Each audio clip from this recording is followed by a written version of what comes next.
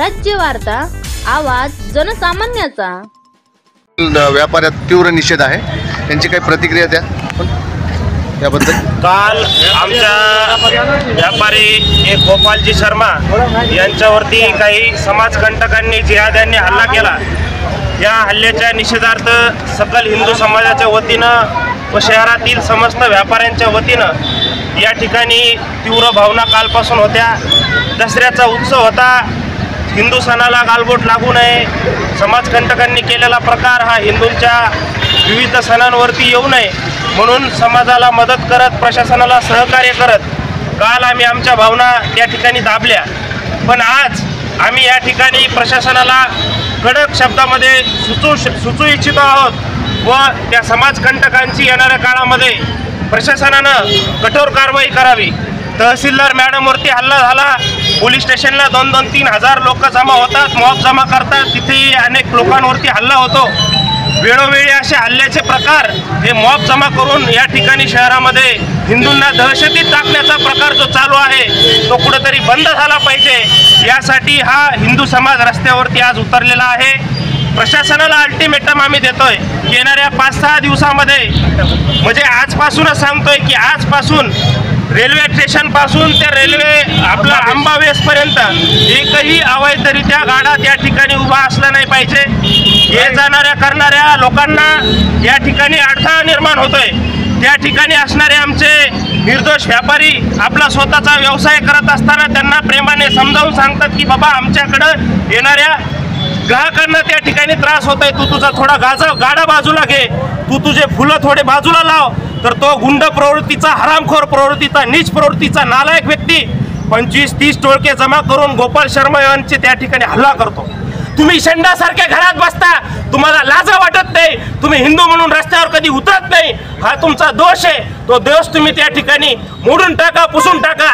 एखाद्या जातीचा मोर्चा म्हणले की आम्ही हिंदू शेंडासारखं त्या ठिकाणी विविध मागण्यासाठी येत असेल, तुम्ही जरूर मागण्या करा, तुमच्या जातीचे प्रश्न आहेत, तुम्ही जरूर उतरा, आम्ही तुमच्या सोबत आहेत। पण हिंदू म्हणून तुमच्यावर आमच्यावर हल्ला होतो, तुम्ही नालायकासारखं त्या ठिकाणी रस्त्यावर उतरत नाहीत, हा तुमचा दोष आहे।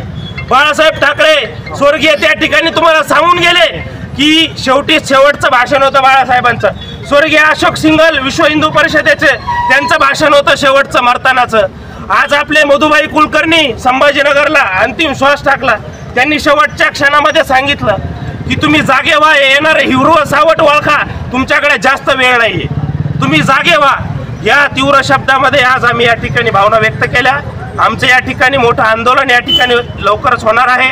जमलं तर आमचं असं नियोजन सुरू आहे की संग्राम बापू जगताप, त्याच्यानंतर सन्माननीय राहुल भैया लोणीकर यांच्या मार्गदर्शनाने व आपले भंडारे महाराज यांच्या मार्गदर्शनामध्ये येणाऱ्या काळात जर आम्हाला भव्य मोर्चा काढायचं जर आम्ही ठरवत आहोत, जर झालं तर तीही आम्ही करणार आहे।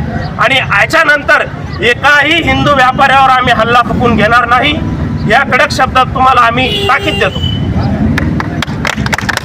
व्यापारी संघातून आपण प्रतिक्रिया व्यक्त करून घेऊ, बोला।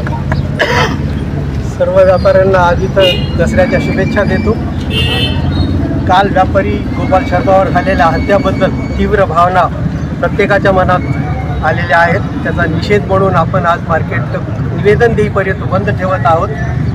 भावना कोणाच्याही भडकवू नये, आपण एक सुशिक्षित व्यापारी समाज आहेत, भाषा आपली थोडीशी सौम्य ठेवून मार्गदर्शन राहुलभाई लोणीकरांचं, अजून राजकीय पुढारी जे असतील त्याचं सगळ्यांचं मार्गदर्शन घेऊन आणि प्रशासनाला सहकार्य करून आपण आजचं बंद निवेदन देईपर्यंत ठेवूया।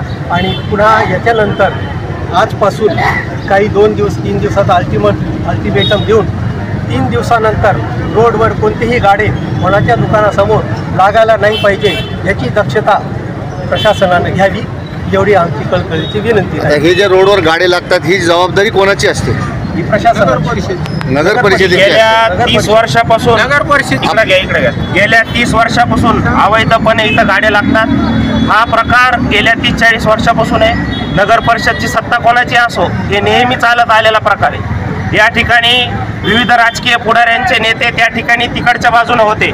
हिंदू म्हणून लाज वाटू द्या थोडंसं, जे कोणी हिंदू म्हणून मतं मागायला जातात हिंदूंना, त्यांना पण लाजा पाहिजे की जे सेक्युलर तुमच्यासोबत राजकीय स्टेजवर बसून तुम्ही त्यांच्या वोट बँकला घेऊन जर इथं येत नसाल तर तुमच्यासारखा गांडू कोणी नाही. राईट बोलले. धन्यवाद.